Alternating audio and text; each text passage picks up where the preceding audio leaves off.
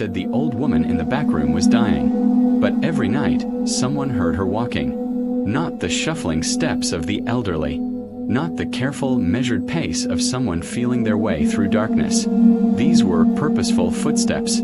Slow, deliberate, the kind of walking that has a destination. And sometimes, if you listened closely enough, you could hear her counting under her breath. 1, 2, 3, 4. One more to go. The compound of nearby was a place time had forgotten to erase. Built before the Civil War, when the British still drew maps of villages they couldn't pronounce, the walls were made of red mud that had baked and cracked under decades of harmattan winds. The cracks formed patterns that looked disturbingly like faces if you stared too long. Mouths frozen mid-scream, eyes that followed you as you crossed the courtyard. At the center stood the mango tree. It was wrong. Everyone knew it, but no one said it aloud. The tree grew at an angle, bent toward Mama Urenna's room as if perpetually bowing to something inside. No child climbed it. Birds refused to nest in its branches. And the mangoes it produced, when it produced them at all, were always rotten on the inside, no matter how green and perfect the skin appeared. The compound belonged to Pa Anazi, a man whose blindness came suddenly one morning 15 years ago. He'd woken up screaming that something had licked his eyes in the night, and when his wife lit the lamp, his pupils were completely white, like boiled eggs. The local doctor found nothing wrong. Pa Anazi never saw again, but sometimes, late at night, he would turn his head toward corners where nothing stood and weep quietly. His daughter-in-law, Ngozi, had moved into the compound 5 years earlier with her son Santo, after her husband Obi left for Lagos. Obi had promised he was going to find work, make money, come back for them. He sent money for the first 6 months, then letters without money, then silence so complete it felt like he'd been erased from existence. Ngozi was 32 but looked older. Life had a way of aging women in Eziala village. She was quiet in the way abused dogs are quiet. Always watching, always calculating escape routes, always bracing for the next blow. She rarely smiled. And when she did, it never reached her eyes. But the real presence in the compound was Mama Urenna, Pa Anazi's older sister. Mama Urenna was almost 80 years old, though some of the older villagers swore she'd been almost 80 for the past 20 years. She was thin as a broomstick, her skin hanging off her bones like cloth draped over furniture. Her eyes were the yellow of old ivory, clouded with cataracts that should have made her blind but somehow didn't. She saw things she shouldn't be able to see. The villagers said she'd been a nurse when the Irish missionaries ran the health post, back before the war. But something happened to her during Biafra, something no one would speak about directly. They would only say she'd been in the forest for 3 weeks and came back different. After that, she stopped going outside, stopped speaking to neighbors, stopped being normal. She lived in the back room of the compound, a room that seemed too dark even in daylight. She'd nailed charms to her door, dried lizard skins, knotted raffia, small bones wrapped in red thread. Above the doorway, she'd smeared symbols in white chalk that looked like writing but in no alphabet anyone recognized. The symbols seemed to shift when you weren't looking directly at them.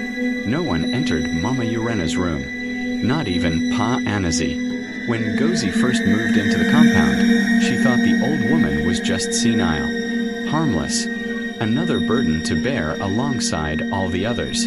But the very first night, she heard the sounds. It started at exactly 2 a.m. She would come to learn this with the horrible precision of someone who can no longer sleep through the night.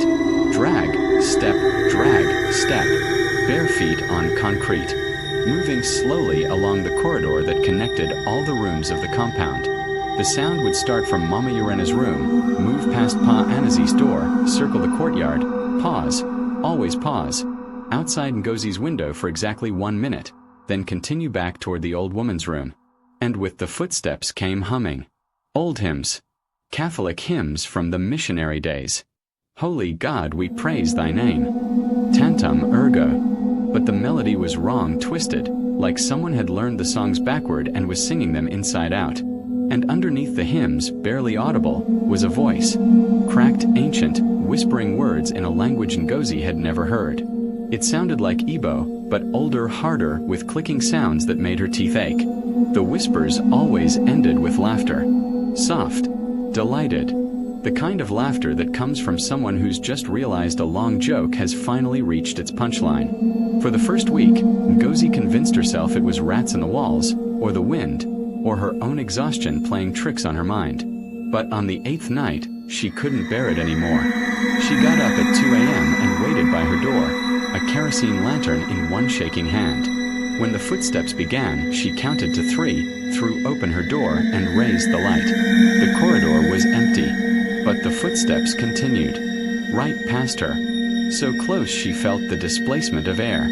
So close she smelled something. Old palm oil, bitter leaves, and underneath it all, the sweet rot of meat going bad in the sun. She followed the sound with her lantern raised, her heart hammering so hard she thought her ribs would crack.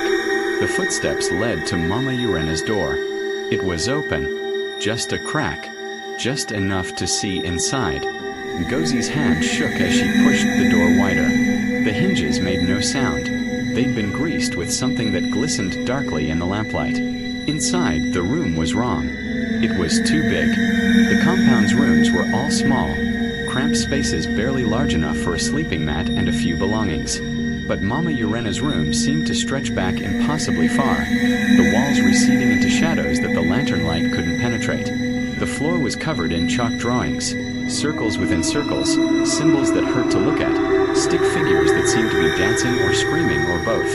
And at the center of the largest circle, something was moving. At first, Ngozi thought it was fabric, a cloth stirring in a breeze. But there was no breeze. The air in the room was completely still, thick, hard to breathe. Then she realized what she was seeing. Hair, long gray hair, spread across the floor like a web. And it was moving, crawling, each strand moving independently, reaching, feeling like the legs of a massive spider. The hair led to a shape in the corner, a hunched form sitting perfectly still, facing away from the door. Mama Urenna. As Ngozi watched, frozen in horror, one strand of hair lifted off the floor, swayed in the air like a cobra, then slowly turned toward her. The lantern went out. In the sudden darkness, Ngozi heard breathing. Not from the room. From right behind her. "You should not look at things that don't want to be seen," a voice whispered directly into her ear. It was Mama Urenna's voice, but it came from behind her, even though she'd just seen the old woman sitting inside the room. Ngozi ran. She ran back to her room, slammed the door, pushed her metal box against it, and sat on her mat shaking until dawn. When sunlight finally crept through her window, she heard the morning sounds of the compound stirring. Pa Anazi coughing, Santo yawning, chickens clucking in the yard. Everything normal. She opened her door carefully. The corridor was empty. Normal. Mama Urenna's door was closed, the charms hanging undisturbed. Maybe she'd dreamed it. Maybe the stress, the loneliness, the worry about money and her missing husband had finally broken something in her mind. She went to Pa Anazi and told him everything. He sat on his stool, his white eyes staring at nothing, his fingers working his rosary beads in an endless loop. When she finished, he was silent for a long time. Finally, he spoke, his voice barely above a whisper. "Don't talk about it outside the compound. Some things grow stronger when you call their names. Some things are listening for permission to show themselves." "But Pa, what is she doing in there?" "What? She's not dying," Pa Anazi interrupted. "She's preparing, and we can't stop it. The best we can do is not draw attention to it. Don't look. Don't ask. Don't think about it too much." He turned his blind eyes in her direction, and for a moment, Ngozi could have sworn she saw something moving behind the white. If you see her door open at night, Ngozi, close your eyes and pray, because she's looking for something. And if she finds it. He didn't finish. He didn't need to. Ngozi noticed that from that day forward, Pa Anazi never turned his face toward Mama Urenna's side of the compound. Even when she shuffled past him during the rare times she emerged during the day, a hunched, skeletal figure wrapped in old wrappers, he would turn away, muttering prayers under his breath, his fingers working faster on the rosary beads. The old man was terrified. And if he was terrified after living with his sister for nearly 80 years, what hope did Ngozi have? She tried to carry on, tried to pretend everything was normal. She sent Samto to school, cooked meals, swept the compound, did all the daily tasks that kept life moving forward. But she was always listening now, always waiting for 2 a.m. And the thing was, she was starting to understand the whispers.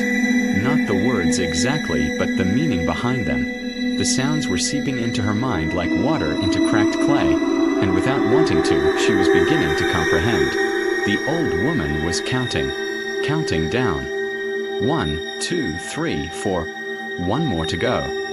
And Ngozi had a terrible feeling she knew what happened when the counting reached 0. It was Samto who broke first. He was 8 years old, a quiet child who spoke rarely and played alone, drawing patterns in the red dirt with a stick. Other children avoided him, though none of them could say exactly why. There was just something off about the boy, something that made their mothers pull them away when he approached. Samto had his father's eyes but his grandmother's silence. He was a watcher. He would sit in the courtyard for hours, staring at the mango tree, or at the corner where nothing stood, or at his great-aunt's door. One morning, Ngozi noticed that Samto had stopped smiling entirely. Not that he smiled much before, but now his face was a perfect mask, expressionless, empty, like someone had reached inside and scooped out everything that made him a child. That night, the nightmares began. Ngozi woke to the sound of her son screaming, a high, thin sound like an animal caught in a trap. She rushed to his mat and found him thrashing, his eyes open but unseeing, his mouth working soundlessly. Samto, wake up. She shook him, and his eyes finally focused on her. Mama, he whispered. Someone is sitting on my chest. It's just a dream, NWAM. It's just, no. His voice was flat, certain. Someone is sitting on me. Every night. They're heavy, Mama. So heavy I can't breathe. And they're talking to me, but I can't understand the words. They sound like stones grinding together. Who's sitting on you? Samto's eyes slid past her toward the wall, toward the direction of Mama Urenna's room. Grandma Urenna, he said. But her face is not like before. What do you mean her face is not?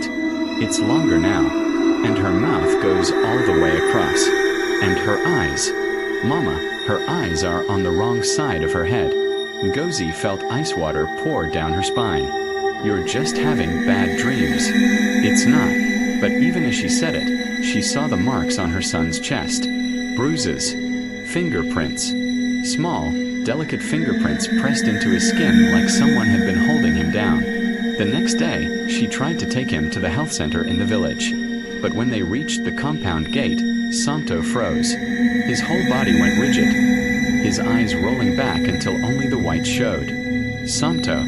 Ngozi grabbed him, but his body was convulsing now, jerking like a fish on dry land. His head snapped back at an angle that should have broken his neck, and his mouth opened impossibly wide.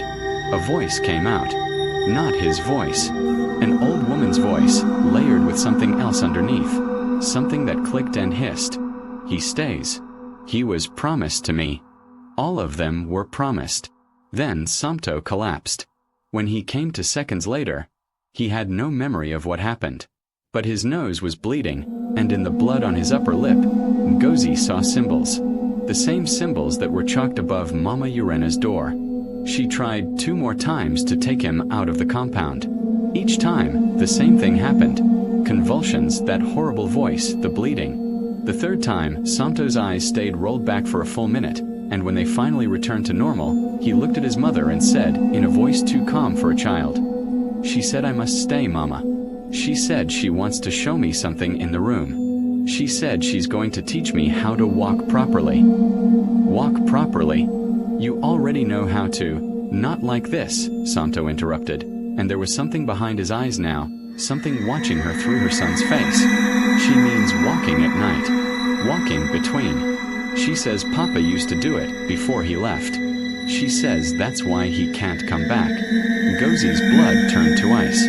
What do you mean your father used to? But Samto had turned away, his attention fixed on the mango tree, his lips moving soundlessly, as if he were repeating words someone was teaching him. That night, Ngozi locked every door and window in the compound. She pushed furniture against her door, lit 3 lanterns, and sat up with a machete across her lap, watching her son sleep. At midnight she smelled it. Smoke. Bitter, oily smoke, like something burning slowly underground. It seeped under her door, curled along the walls, filled her lungs. But when she looked, there was no fire. Just the smoke, and underneath it, that smell. Palm oil and rot. At 2 a.m., she heard the footsteps begin. But this time they were moving faster. Excited. Drag step, drag step, drag step. The footsteps stopped outside her door. The handle rattled. Then slowly, impossibly, began to turn, even though she'd locked it, even though there was a metal box pushed against it. The door opened. Just a crack. Through the gap, she saw Mama Urenna's face. But Samto was right. It was wrong now. The features had stretched, elongated, the mouth extending too far on both sides, the eyes too large and set too wide apart. And they were reflecting the lamplight in a way human eyes shouldn't. Glowing with their own internal light, yellow and sick. The old woman smiled, and her teeth went on forever. "The boy called to me," she whispered. "Did you know children can hear things adults can't anymore? They still remember how to listen to the old voices. Your son has been listening very well. Stay away from him," Ngozi managed to say, though her voice came out as a whimper. Mama Urenna's head tilted at an angle that was wrong. Bones popping audibly. "I can't stay away. He's blood. All of you are blood. And blood calls to blood, Ngozi. Blood always comes home." The door slammed shut by itself. The lock clicked. Ngozi sat frozen, unable to move, unable to scream. She looked at Samto's mat. It was empty. She lunged up, machete forgotten, and tore through the room. The window was still locked from the inside. The door had been barred. There was no way he could have. Then she saw it. The lamp in her room was casting shadows on the wall, and one of the shadows was moving wrong. It looked like Samto, a child-shaped shadow, but it was walking into the wall, sinking into it like water into sand. Ngozi ran to the corridor. Light was leaking from under Mama Urenna's door. Not lamplight, but something else, something that pulsed like a heartbeat, green and rotten. She grabbed the handle and threw the door open. The room was wrong again. Bigger. The walls had receded even further, and the ceiling seemed to go up forever, disappearing into darkness that the pulsing light couldn't penetrate. And in the center of the room, in a circle of chalk and bones and things that might have been teeth, stood her son. Samto was facing Mama Urenna, who knelt before him completely naked from the waist up, her sagging skin marked with scars. Old scars, ritual scars, cut in patterns that formed words in that language Ngozi was beginning to understand. Between them was a calabash filled with black liquid that steamed without heat. The liquid moved on its own, churning, and inside it, shapes swam, human shapes, pressing against the inside of the calabash like drowning people against glass. Mama Urenna dipped her hand into the liquid. When she pulled it out, her fingers were smoking, the skin blackened, but she didn't seem to notice. She pressed her palm against Samto's forehead, and the boy's body arched, his mouth opening in a silent scream. "Yes," Mama Urenna whispered, her voice layered with dozens of other voices. Men, women, children, all speaking in unison. "Yes, he looks like your brother when he was small. He has the same eyes, the same blood. We will start again. This time we will do it right." "Samto!" Ngozi screamed. The lamp burst. Not flickered, burst, glass exploding outward, oil spraying in a perfect circle. The green light went out all at once, and darkness crashed down like a physical weight. Ngozi heard the door slam behind her, felt the air compress, pushing her backward. She scrambled in the darkness, her hands finding the handle, yanking it open. The corridor was empty, normal. The morning sun was beginning to creep through the windows. Morning, but it had been 2 a.m. just seconds ago. How? She ran back to her room. Samto was there, sleeping peacefully on his mat, his chest rising and falling steadily. No marks, no bruises, his face calm and childlike. Ngozi stood there, shaking, her mind fragmenting. Had she dreamed it? Was she going mad? She went to Mama Urenna's door. It was closed. locked, the charms hanging undisturbed. But when she knelt down and looked at the gap under the door, she saw it. The calabash, sitting just inside, still faintly steaming, and floating on the surface of the black liquid was something small, something moving, a lump of flesh with tiny teeth, gnashing soundlessly. Ngozi fainted. When she woke, it was afternoon. She was lying on her mat, and Santo was sitting beside her, staring at her with those two calm eyes. "You fell down, Mama," he said. "You were dreaming bad things." "Santo, what happened last night? Do you remember?" "I dreamed about a river," he said, his voice distant. "There was a river behind the house, and Grandma Urenna was teaching me how to swim in it. She said all the men in our family learned to swim in that river. She said Papa learned, and Great-Grandpa, and Uncle Chitty who died before I was born. There's no river behind the house, Santo." He smiled. It was not a child's smile. "Not yet, Mama. But it's coming. Grandma says it follows our family. It's always been following us. And when it catches up, we have to go in. We have to pay what's owed." Before Ngozi could respond, she heard a commotion outside. Voices. Wailing. She stumbled out of her room and found neighbors gathered in the courtyard. They were standing around something, and when they parted, she saw Pa Ngozi. The old man was dead, but he died wrong. He was sitting upright on his stool, his back perfectly straight, his blind eyes open and staring at something no one else could see. His rosary beads were buried deep in the flesh of his palms, the wire cutting through skin and muscle, his fingers locked in a death grip around them. His mouth was open, and it was full of sand. Red sand. The same sand from the floor of Mama Urenna's room. But the worst part was his face. He died terrified. You could see it in every line, every frozen muscle. Whatever he'd seen in his final moments, even blind as he was, had been so horrible that his heart had simply stopped. The doctor who came said it was a heart attack. Natural. Expected at his age. But the neighbors knew better. They prepared the body quickly, muttering prayers, avoiding looking at the compound too long. They said the place smelled wrong, like blood that had been washed and washed but refused to come clean, like meat rotting behind walls. The burial was fast. No one stayed after sunset. Even the priest seemed eager to leave, speeding through the rites, his hands shaking as he sprinkled holy water that evaporated before it hit the ground. When everyone left, Ngozi stood in the empty compound with Santo and realized they were alone now. Just them and Mama Urenna. And the old woman still hadn't emerged from her room, not even for her own brother's burial. That night, things got worse. Ngozi began hearing whispers when she tried to pray. The words of the Our Father would twist in her mouth, coming out backward, wrong. When she tried to make the sign of the cross, her hand moved in opposite patterns, drawing symbols she didn't recognize.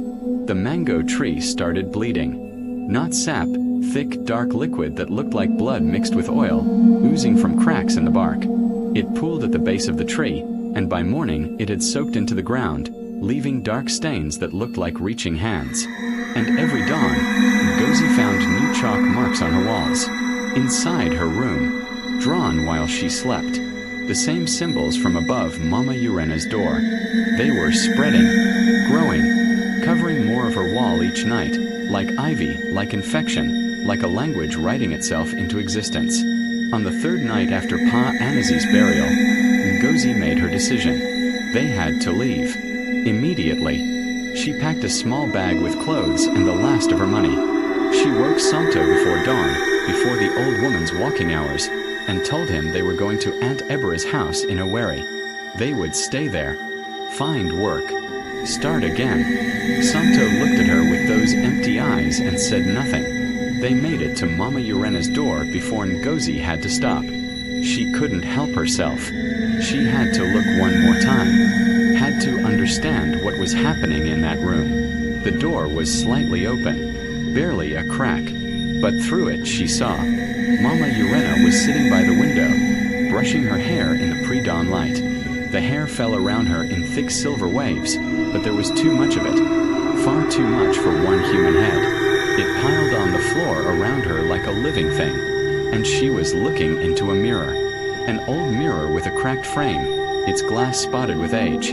But the reflection was wrong. The mirror didn't show Mama Urenna's face. It showed Ngozi's. Ngozi's own face stared back at her from the mirror, while the old woman continued brushing hair, smiling with that too wide mouth. Their eyes met in the reflection, and Mama Urenna spoke without turning around. "Did you think I would die before you?" Her voice was soft, almost kind. "No one in this family dies until I decide. Not your husband, not Pa Ngozi, not your son, and certainly not you. You're all mine. You've always been mine. Since your mother married into this family, since she brought fresh blood into the line, you've belonged to me." Ngozi grabbed Santo's hand and ran. She ran for the gate, pulling her son behind her. But when she reached it, her hands touched metal and recoiled. The gate was hot, burning hot, and the latch had melted, fused together.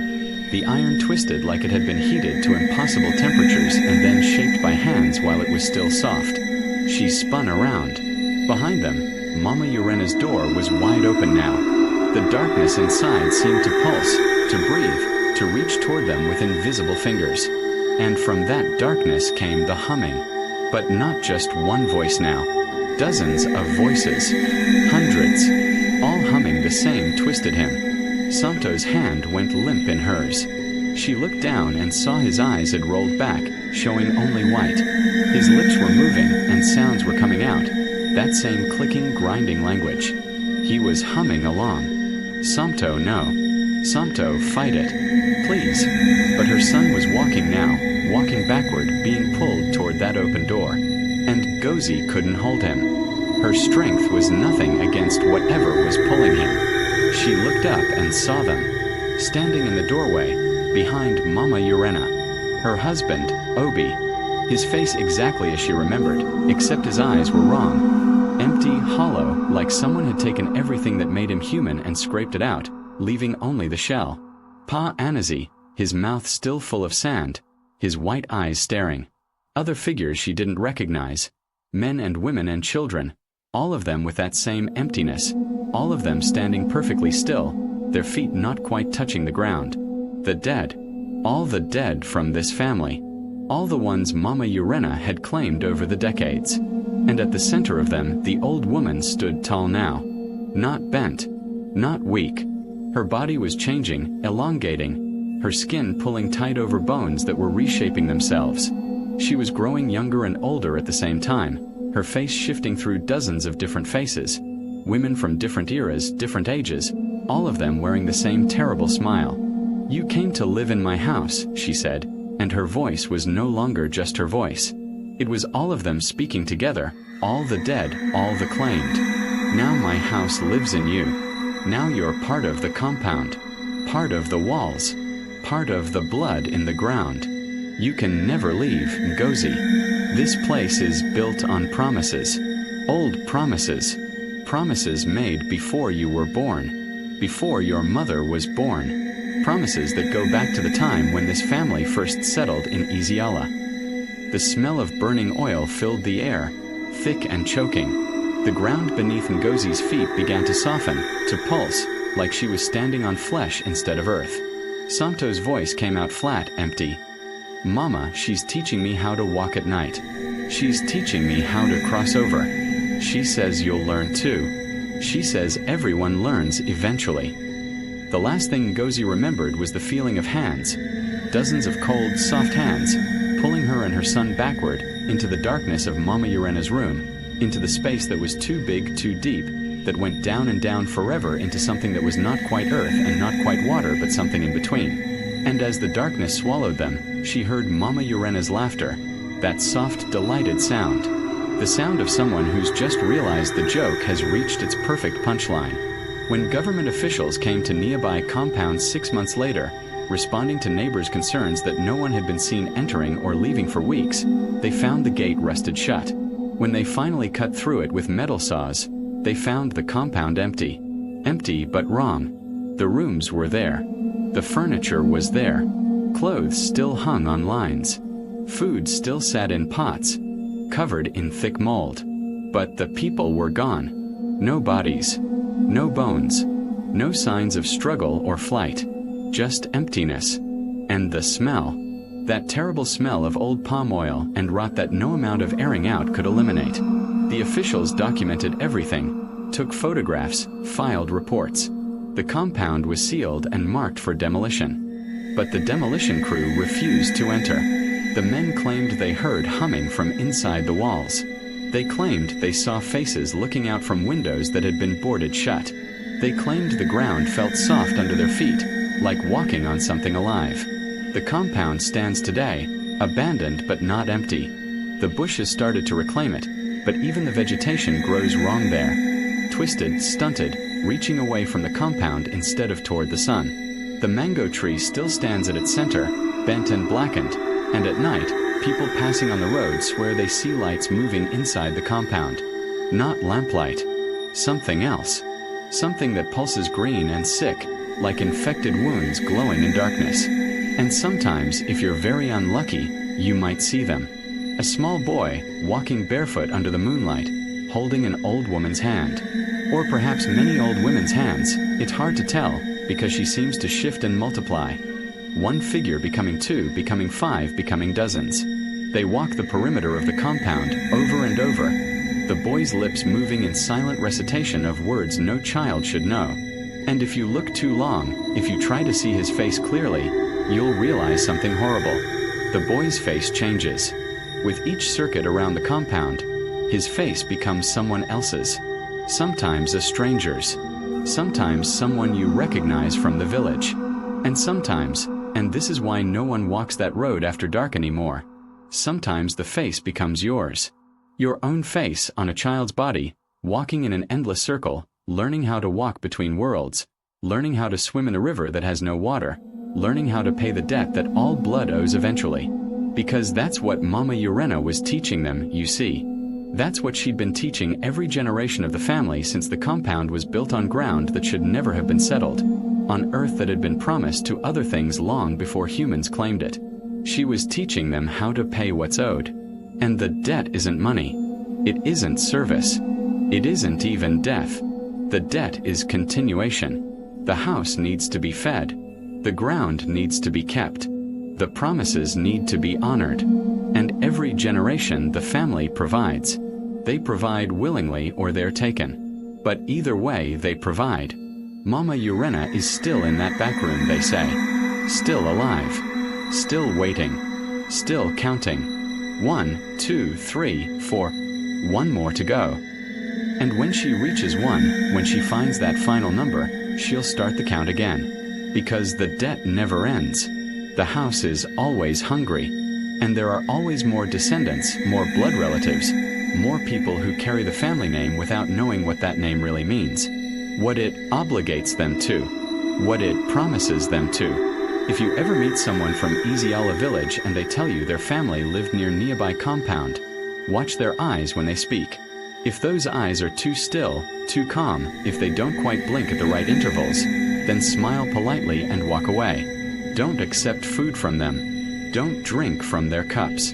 Don't let them into your home after dark, because they might still be paying the debt. They might be looking for new blood to bring into the family.